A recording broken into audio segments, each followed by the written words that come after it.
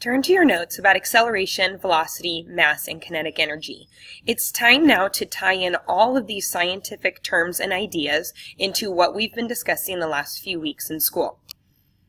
So we've been talking about the fossil record, which shows us that there are species that existed in certain eras and periods of time in our past that no longer exist currently. We looked at this chart, which showed us in the past there are extinctions that happened in different species. We looked at this chart that correlated some of these mass extinctions to possible events that could have caused these extinctions. And then we took a look at all of these scientific terms and studied them, and now it's time to make connections.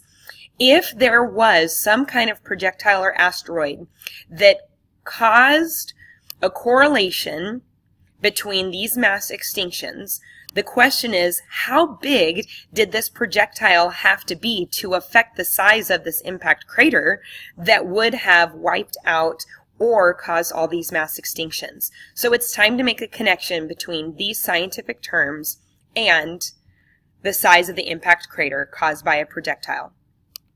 Starting with acceleration. Acceleration, you remember, is the rate at which velocity changes. Well, think about this.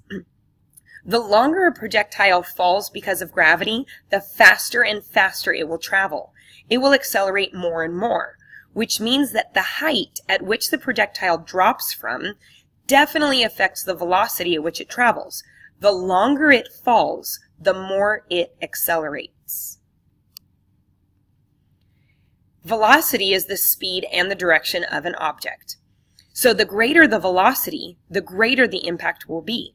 Also, the direction that it's traveling, or the angle that it's traveling, will affect the impact of the crater. So the velocity of the projectile definitely affects the size of the impact crater.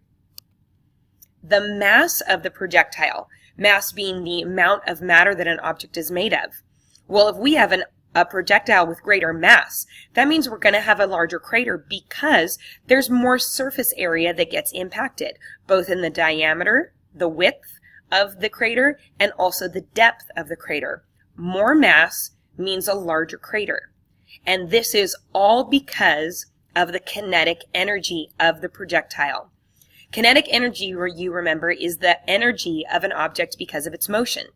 Kinetic energy is dependent on the mass and the velocity of the object, meaning greater mass, greater velocity means we're going to have more kinetic energy.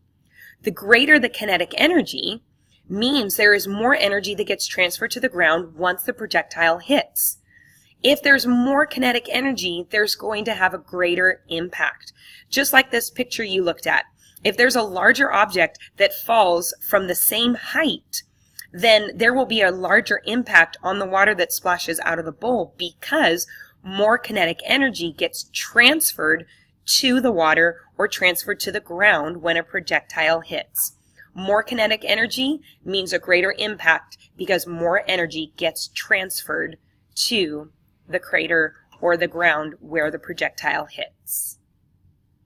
So I want you to take a moment to go back through your notes, looking at acceleration, velocity, mass, and kinetic energy, and make connections about how all of these things affect the size of an impact crater.